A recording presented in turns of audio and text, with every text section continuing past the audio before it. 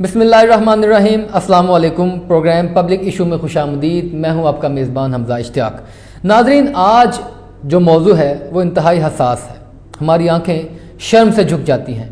अगर हम किसी भी मोहल्ले में नज़र दौड़ाएं तो तकरीबन 10 से ज़ायद मसाजिद हैं। हर दूसरे शख्स के हाथ में तस्बीह है।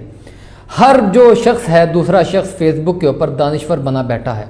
मगर जब हकीकी मंजरनामे पर नज़र दौड़ाते हैं तो ज़ैनब मर्डर केस, मरवा मर्डर केस और हाल ही में होने वाला मोटरवे इंसिडेंट। नाज़रीन, हमारी आंखें शर्म से झुक जाती हैं।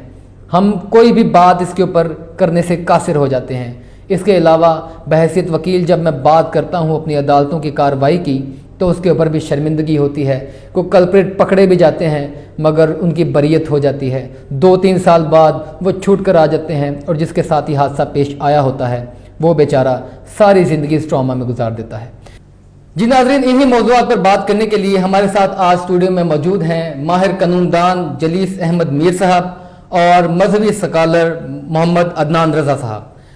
जी अदनान साहब, मेरा पहला सवाल आपसे है कि हम लोग मसाजिद तो बना रहे हैं, हमारे फ़िरके भी दिन ब दिन फैल रहे हैं, मगर हम अपने मुआशरे के अंदर से ही बुराइयां ख़त्म करने के लिए क्यों कोई अमली कदम नहीं उठा रहे? इस्लामिक पॉइंट ऑफ व्यू को भी क्लियर करने के हवाले से मुझे इसमें मौका दिया। याद रखिए, ये एक ऐसा अमल है कि जिसके मुताल्लिक सिर्फ इस्लाम ही नहीं, दीगर जितने भी आसमानी मज़ाहिब हैं उनमें इस जुर्म को बदतरीन गुनाह करार दिया गया। और हमारे पाक अल्लाह रब्बुल इज़्ज़त ने अपने पाक कलाम में तो यहाँ तक इरशाद फरमाया, वला तक़रबुज़्ज़िना इन्नहु फ़ाहिशतन व साअ सबीला, कि तुम ज़िना बदकारी के करीब ना जाओ कि ये बहुत बेहयाई और बुरा रास्ता है। बेशक। अब जो आपका सवाल है कि मुआशरा आखिर इस गुनाह के अंदर क्यों मुब्तला हो रहा है, और अगर वो मुब्तला हो रहे हैं तो हम उनको किस तरह गाइड कर सकते हैं, किस अंदाज में हम उनकी तरबियत कर सकते हैं कि वो इस गुनाह से बचें। तो जैसे मैंने आपको बता दिया कि इस्लाम तो हमारी रहनुमाई कर रहा है। कुरान मजीद फुरकान हमीद में अल्लाह रब्बुल इज़्ज़त ने सराहतन वाज़ेहतन इस एतबार से इस गुनाह को इस कदर बुरा करार दिया कि इसके करीब जाने से भी मना किया। अब प्रॉब्लम ये आती है कि जिस तरह दीगर मामलात के अंदर हमारे मुआशरे में शऊर की कमी है, हमारे मुआशरे के अंदर वक्त की कदर की कमी है। जी अदनान साहब, मैं इसी तरफ आ रहा था कि हम मस्जिदों पर बैठकर, मेंबरों पर बैठकर वाज़ और नसीहत तो करते हैं, लेकिन अमली तौर पर क्योंकि हम इस्लामिक रियासत हैं, हम वाहिद बुनियाद इस्लामिक रियासत है जो एटॉमिक पावर भी है, इस्लाम का किला तस्वुर किया जाता है, इस्लाम के नाम के ऊपर ये मुल्क हासिल किया गया, मगर यहीं पर हमारे अंदर ये हमारी अखलाकियात कहाँ दफन हो गई हैं? हमारा मजहब सबसे ज़्यादा अखलाकियात का रवादार रहा है, मगर वाज़ और नसीहत के अलावा हम अमली तौर पर क्या कर सकते हैं? जी, मैं उसी तरफ आ रहा हूँ कि every person has its own responsibility. अब जो मिंबर पर बैठकर दीन इस्लाम की तबलीग कर रहे हैं तो डेट्स देयर रिस्पॉन्सिबिलिटी, ये उनकी जिम्मेदारी है कि वो मिंबर पर बैठकर इस्लामी तालीमात को आम करें। अमली इकदाम की सूरत भी यही है कि जहाँ पर हम गैदरिंग करके जुम्मा में, दीगर इस तरह के इज्तिमाआत में इन बीमारियों को, इन गुनाहों से बचने की तरगीब लोगों को दिलाते हैं, इसी तरह हमें चाहिए कि हमारे जो दुनियावी इंस्टीट्यूट हैं, हमारा जो मीडिया है, हमारा चाहे प्रिंट मीडिया हो चाहे इलेक्ट्रॉनिक मीडिया हो, तो वहाँ पर भी इसी तरह के प्रोग्राम्स भी एक जरिया बन सकते हैं कि जिसमें हम लोगों को इस्लाम की हकीकत से आगाह करें। अच्छा, मुझे ये बताइएगा कि ये बुनियादी मसला है क्या? ये हमारा दीन सही तरीके से लोगों तक पहुँच नहीं रहा, या ये खुद बखुद ये मगरिब की कोई बीमारियाँ हमारे अंदर पैदा हो चुकी हैं? थोड़ा इसके ऊपर रहनुमाई कीजिएगा। जी बिल्कुल ऐसा ही है। ये कोई मर्ज और ये गुनाह नया भी नहीं है, और ये भी कहा जा सकता है कि इसमें मगरिब की भी बहुत ज़्यादा आमेजिश है। जैसे मैंने आपको अपने इलेक्ट्रॉनिक मीडिया की मिसाल दी, तो याद रखिए, सोहबत अच्छी हो या बुरी हो, दोनों के मुतालिक ये कहा जाता है कि अस्सोहबतु मुअस्सिरतुन।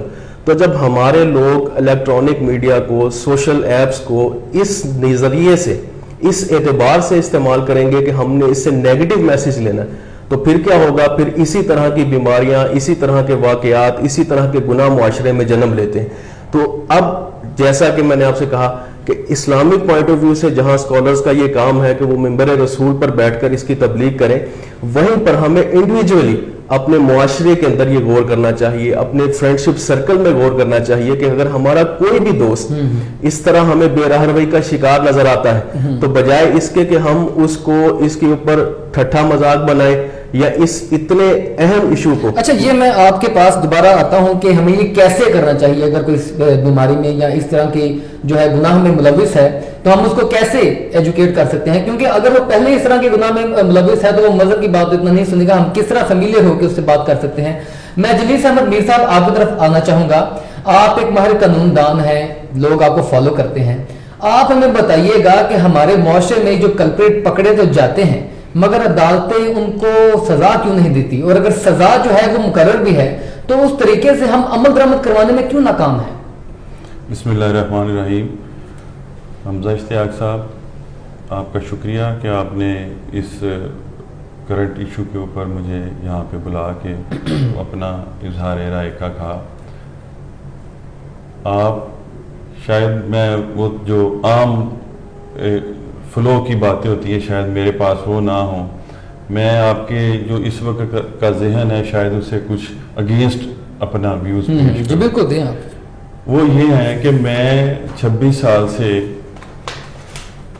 لوئسٹ کورٹ سے, کرمنل کورٹ سے لے کے سپریم کورٹ تک کام کرنے میں اور قانون کو پڑھنے میں میرے پاس واضح ہے پوری طرح کہ پاکستان میں کوئی بھی قانون ایسا نہیں ہے, کرمنل لا خاص طور پہ اور مور پارٹیکولرلی یہ جو ریپ کے معاملات ہیں یا اس طرح کے انسیڈنٹ ہیں جس میں فردر لا میں کسی ریفارمیشن کی ضرورت ہو یا اس کو بہتر بنایا جا سکے. بلکہ میرے ساتھ مذہبی اسکالر موجود ہیں, یہ میری بات کی تائید کریں گے کہ اسلام میں یا حد ہے یا بریت ہے. اگر کسی شخص کو حد لگتی ہے, اس حد کے جرم کے جو ریکوائرڈ پروفس ہیں وہ ملتے ہیں تو اس پر حد عائد کر دی جائے گی, اگر وہ پورے نہیں ہوتے تو وہ بری کر دیا جائے گا. تو کمی کہاں پر رہ جاتی ہے؟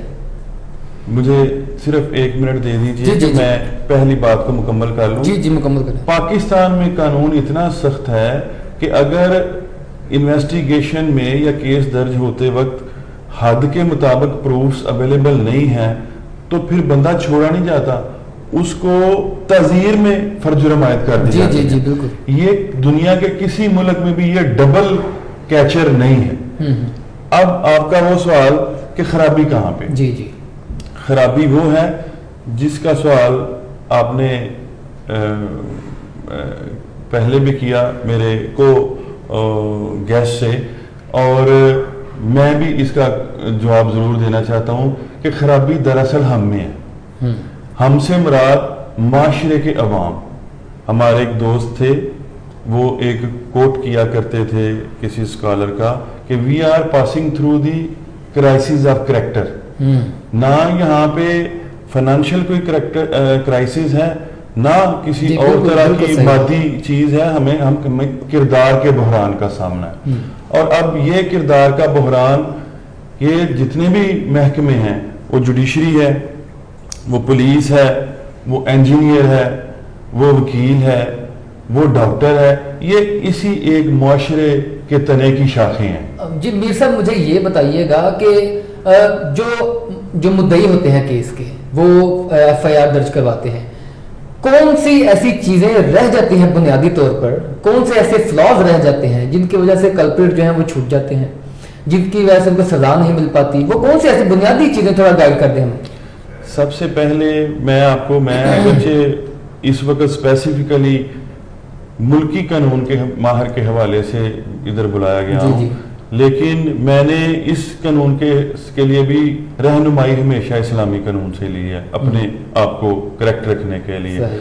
نبی صلی اللہ علیہ وسلم کی حدیث مبارکہ ہے کہ اے لوگو, تم میرے پاس اپنے فیصلے لے کر آتے ہو, تم میں سے کوئی شخص اگر اپنی چرب زبانی سے وہ چیز لے لے جس کا وہ حقدار نہیں ہے تو وہ ہرگز یہ نہ سمجھے کہ کیونکہ اللہ کے رسول صلی اللہ علیہ وسلم نے یہ مجھے چیز دی ہے لہذا میرے لیے یہ جائز ہو گئی ہے. ہرگز نہیں, وہ میرے سے جہنم کا ٹکڑا لے کے جائے گا.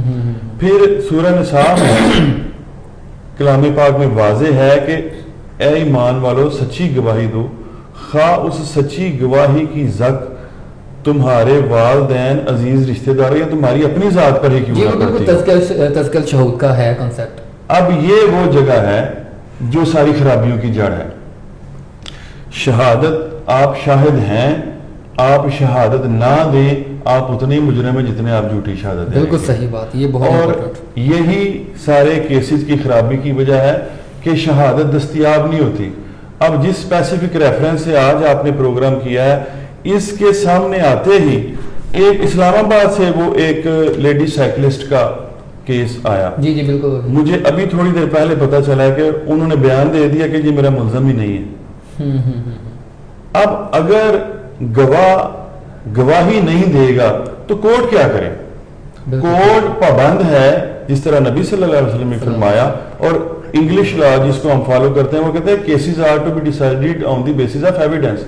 اگر بلڈنگ کے نیچے سے ایویڈنس کی بنیاد ہی سرک جائے گی تو کورٹ مجبور ہوتی ہے۔ لیکن میرے صاحب اس میں یہ ہے کہ جب عدالتوں کے اوپر عوام کا اعتماد ہی نہیں رہتا، وہ کہتے ہیں کہ اس جھنجٹ میں پڑنا کیوں ہے، اتنا لانگ پیریڈ ٹائم ہر بندہ نہیں دے پاتا، تو وہ کہتے ہیں کہ یار پہلے سے ہی کچھ ہمارے اگر کوئی سیٹلمنٹ ہوتی ہے تو کر لیں۔ یہ پیشنس تو تحمل تو پھر ہر کام میں، جب بزنس شروع کرتا ہے کوئی شخص تو کیا وہ کہتا ہے کہ مجھے فوراً ہی پروفٹ شروع ہو جائے؟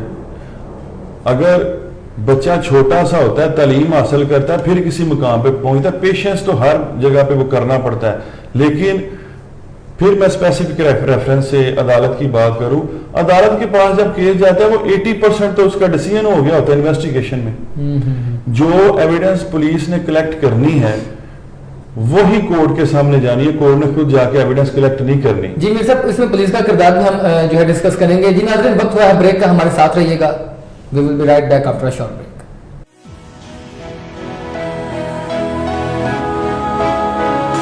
خوشی ہوتی ہے جب میرے وطن سے خوشبو آتی ہے، میری محنت رنگ لاتی ہے۔ اے عرض وطن تجھے سنوارنے کی لگن ہے مجھ میں،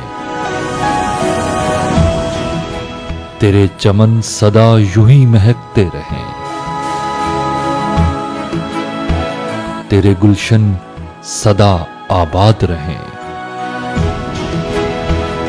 تیرے کھیت کی ہریالی مجھے بھاتی ہے،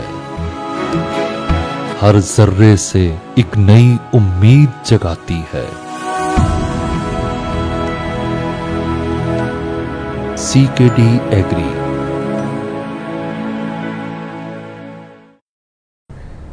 ویلکم بیک ناظرین۔ جی ناظرین یہ جو آج کل موٹر وے انسیڈنٹ ہے، اس کے علاوہ اسلام آباد سائیکلسٹ کا جو آج کل واقعہ جو ہے وہ سوشل میڈیا پر گردش کر رہا ہے، اس حوالے سے کچھ سوال ہمارے کچھ عوام کے وہ ہم اپنے پوچھیں گے۔ مذہبی اسکالر بھی ہمارے ساتھ موجود ہیں اور ہمارے قانون دان بھی موجود ہیں۔ کرن عامر صاحبہ بھی ہمارے ساتھ لائن پر موجود ہیں۔ جی مس کرن، آپ ایک سوشل ایکٹیوسٹ ہیں، ہمیں بتائیے گا کہ ان جرائم کی جو آج کل ہو رہے ہیں، آپ عورت ہیں، سوشل ایکٹیوسٹ ہیں، بنیادی وجہ کیا ہے، کیا سمجھتی ہیں آپ، بتائیے گا۔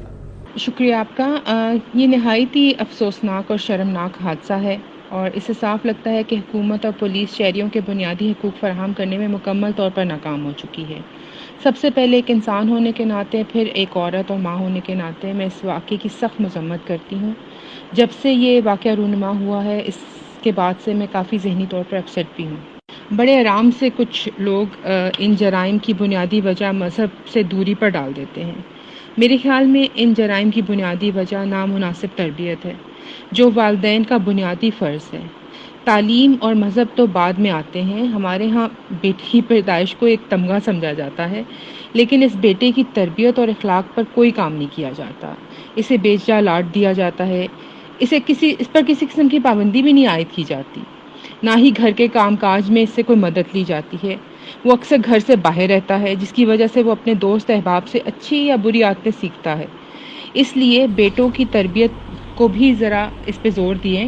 جس طرح آپ لڑکیوں کو تو بار بار اخلاقی باؤنڈریز کو ڈیفائن کر کے بتاتے ہیں، اسی طرح لڑکوں کو بھی آپ انہی باؤنڈریز کو क्रॉस ना करने की तरबियत। जी मिस करन, आप आने वाली जनरेशन को डिफरेंट एक्टिविटीज़ के ज़रिए एजुकेट करती हैं, ज़रा ये भी रहनुमाई कीजिएगा कि आने वाली जनरेशन में से हम ये बीमारियां, ये जो गुनाह हैं, ये ख़त्म कर सकते हैं? अगर ख़त्म कर सकते हैं तो कैसे ख़त्म कर सकते हैं? जी बिल्कुल, मैंने ये सुना था कि मेरे से पहले जो जनरेशन थी उसमें एथिक्स का निसाब स्कूल और कॉलेजों में भी पढ़ाया जाता था, लेकिन शायद हम अब इस बात की ज़रूरत महसूस ही नहीं करते। मैं जिस ऑर्गेनाइजेशन में काम करती हूँ वहाँ भी यंग जनरेशन को सोशल रिस्पॉन्सिबिलिटीज़ के साथ इन टच रखने और इंगेज करने के लिए हमने एक इदारा क़याम कायम किया है।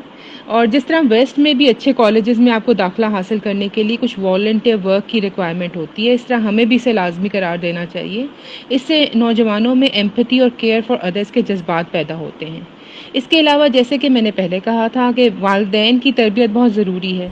सिर्फ पैसा और रसाइशें देकर नेक्स्ट जनरेशन को आप समझना कि उनकी रिक्वायरमेंट्स हमने पूरी कर दी हैं, ये गलत है। इन्हें टाइम दें, उनको वक्त दें और इसके अलावा इनको अच्छे बुरे की तमीज़ सिखाएं। मिस किरण, अभी तो अगर कहा जाए तो तकरीबन सारी सोसाइटी करप्ट हो गई है। ये जो इंसिडेंट हुआ है, हम नहीं कह सकते कि ये ठीक है और ये गलत, ये हमारी पूरी सोसाइटी के ऊपर आता है। लेकिन आने वाली जनरेशन को हम किस तरह हम इखलाकियात के सांचे में ढाल सकते हैं? सॉरी, पर मैं आपकी इस बात से मुकम्मल तौर पे एग्री नहीं करती। अभी भी हमारी सारी सोसाइटी करप्ट नहीं हुई, वरना शायद हम सर्वाइव ही ना कर पा रहे होते।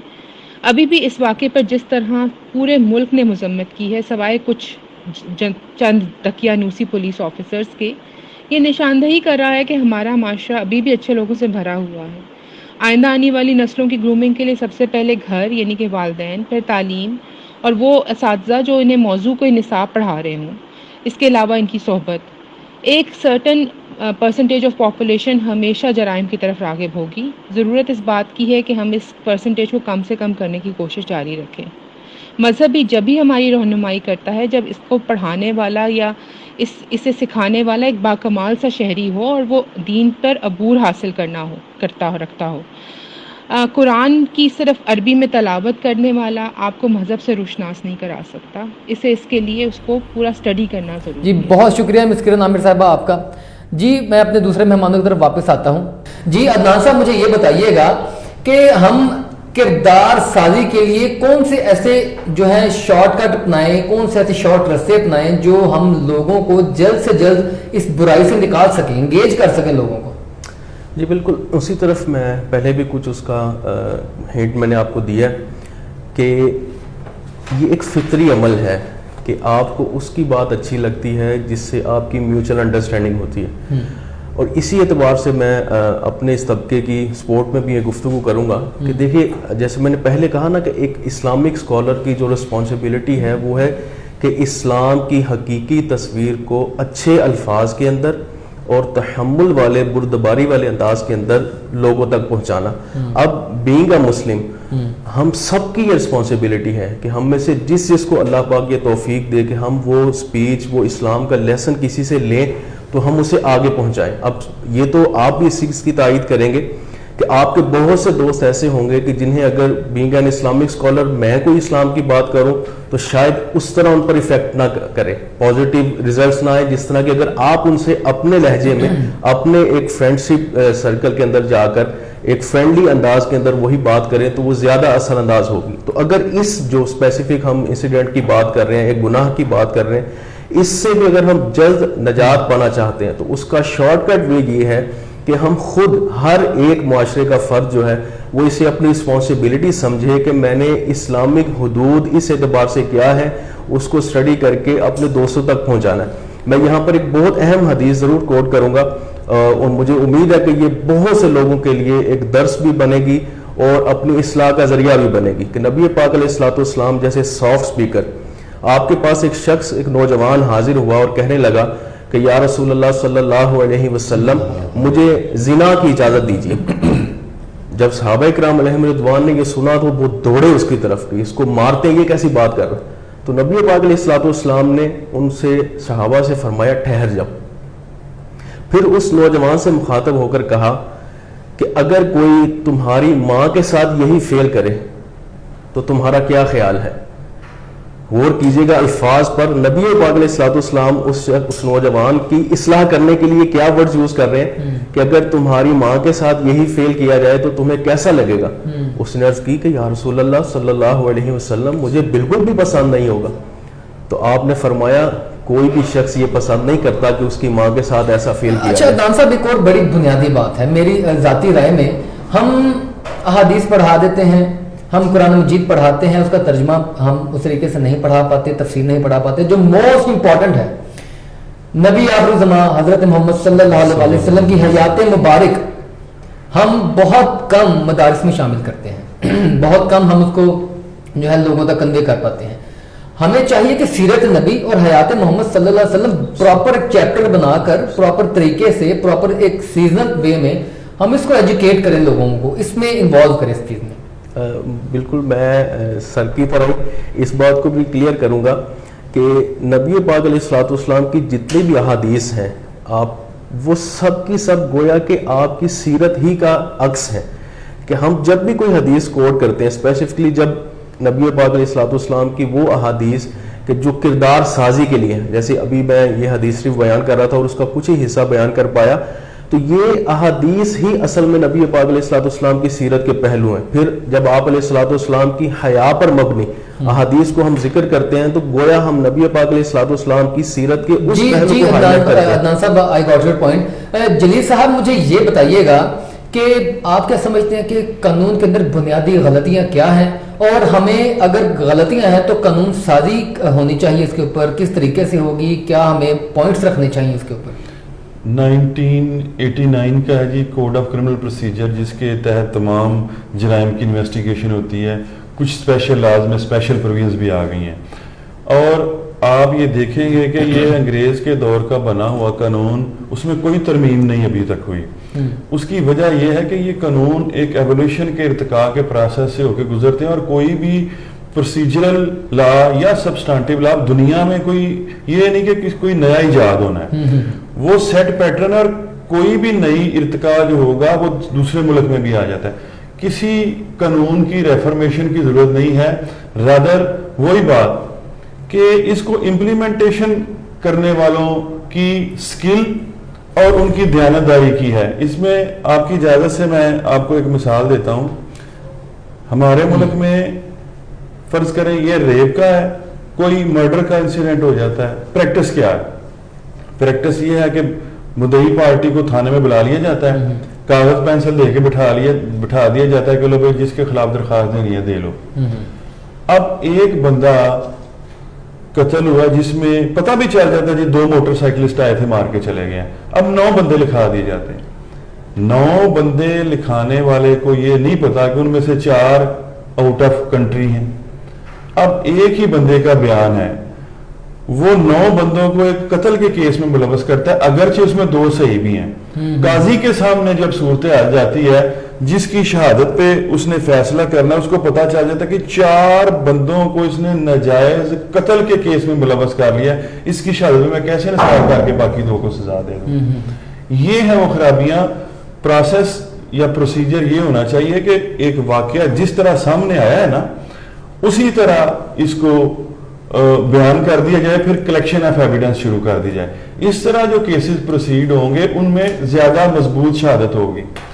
اس کیس میں میں چونکہ یہ ابھی پینڈنگ انویسٹیگیشن ہے، بہت ساری بات نہیں کرنا چاہتا، بلکہ میں اس بات کے خلاف ہوں کہ پینڈنگ کیسز میں اسپیسیفک ریفرنس ہے کہ بات کی جائے، اسے کسی بھی پارٹی کا کیس جو ہے وہ پریجوڈس ہوتا ہے. لیکن اس کیس میں بھی پولیس والے نے جو ایف آئی آر لکھی ہے وہ کوئی اتنی زبردست ایف آئی آر نہیں ہے، یعنی کہ اس میں بھی فلاز رہ گئے ہیں، بہت سارے ہیں. اب کورٹ جو کہ جن کا ایک جو بھی انہوں نے کاروائی کرنی ہوتی ہے وہ ریکارڈ کا حصہ ہوتی ہے. اب کوئی بھی جج صاحب اس بنا پہ سزا نہیں دے دے کہ بڑا ظلم ہوا ہے. جی بالکل، یہ تو پلینٹف کو چاہیے کہ جو بھی اس کے ساتھ حادثہ پیش آیا اس کو منو ویسے ہی کروایا جائے. جی بہت شکریہ جلیل احمد میر صاحب آپ کا اپنا وقت دینے کے لیے. عدنان رضا صاحب آپ کا، اس کے علاوہ مسکرین عامر آپ کا بھی شکریہ.